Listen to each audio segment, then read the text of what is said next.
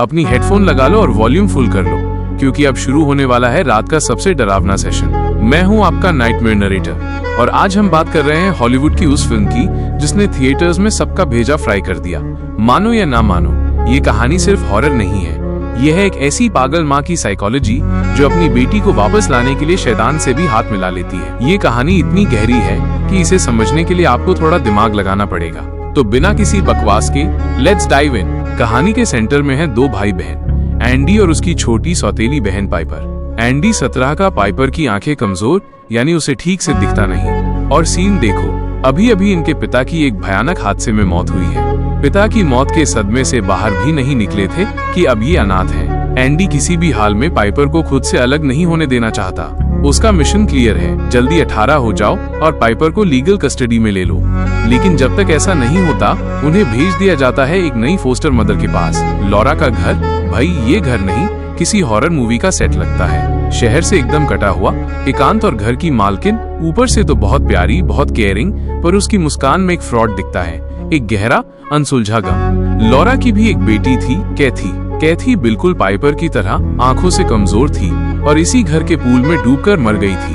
अब लॉरा को पाइपर में अपनी कैथी दिखने लगी है और यहीं से गेम ऑन होता है। इस घर में एक और छोटा अजीब बच्चा है, ओलिवर। ये बच्चा बोलता नहीं, बस किसी जिंदा पुतले की तरह घूमता रहता है। लॉरा उसे अपना भतीजा बताती है, पर एंडी को शुरू से ही ये सब फर्जी लगता है। लॉरा एंडी को बिल्कुल पसंद नहीं करती, वो पाइपर को चाहती है और एंडी को भगाना चाहती है। और इसके लिए वो क्या करती है, वो एंडी को टार्चर करना शुरू कर देती है। उसे बार बार उसके शराबी पिता की याद दिलाती है, उसे बताती है कि एंडी भी गुस्सैल और हिंसक बनता जा रहा है।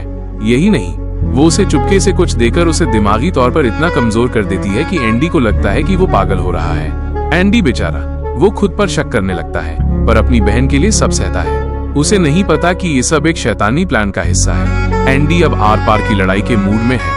उसे पता है कि लॉरा घर के पीछे एक शेड को हमेशा लॉक रखती है। एंडी हिम्मत करता है, ताला तोड़ता है और अंदर घुसता है। और यहाँ उसे मिलता है पूरी कहानी का सबसे बड़ा राज। अंदर एक बड़ा सा फ्रीजर और उसमें कैथी की जमी हुई लाश। चौक लगाना, लॉरा ने अपनी बेटी के शव को सालों से संभाल कर रखा था। बस यहीं पर एंडी को मिलती है एक पुरानी VHS टेप। वो टेप चलाता है और उसकी रूह कांप जाती है। टेप में एक भयानक काला जादू का रिचुअल दिखाया गया है, खून, अजीबोगरीब मंत्र और एक एंजल नाम की शैतानी शक्ति को बुलाने की तैयारी। लॉरा एक शैतान की मदद से कैथी की आत्मा को वापस लाना चाहती है और उस आत्मा को रखने के लिए चाहिए एक नया ताजा शरीर। और वो शरीर कौन है मेरी जान?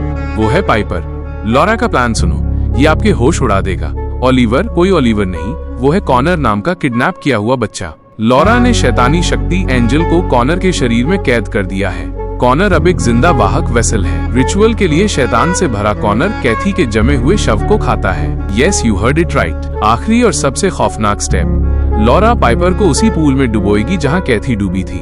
जैसे ही पाइपर की जान निकलने लगेगी, कॉनर कैथी का खाया हुआ शव, यानी उसकी आत्मा, उगलकर पाइपर के मुंह में डाल देगा। खेल खत्म।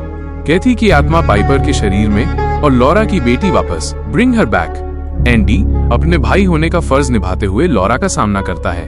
वो जानता है कि उसके पास टाइम नहीं है, लेकिन लॉरा अब प्यार करने वाली माँ नहीं, बल्कि एक शैतानी मशीन बन चुकी है। दोनों में भयानक लड़ाई होती है और इस लड़ाई में लॉरा एंडी को मार डालती है। पाइपर अंधी होने के कारण अपने भाई की मौत को देख नहीं पाती, पर महसूस कर लेती है कि कुछ बहुत भयानक हुआ है। वो अकेली है और पूल की तरफ खींची जा रही है। लॉरा पाइपर को पकड़कर पूल में डुबोना शुरू करती है। कॉनर, जिसका शरीर अब डिस्टॉर्टेड हो चुका है, पूल के किनारे खड़ा है। वो शैतानी पदार्थ उगलने के लिए अपना मुंह खोलता है। पाइपर अपनी जान बचाने के लिए पूरी ताकत लगाती है। वो किसी तरह लॉरा के चंगुल से छूटती है और भाग निकलती है। लॉरा की चीखें पूरे घर में गूंजती हैं। फिल्म का अंत यही है दोस्तों। पाइपर उस भयानक रिचुअल को पूरा नहीं होने देती, लेकिन इस सब में एक भाई की जिंदगी चली जाती है।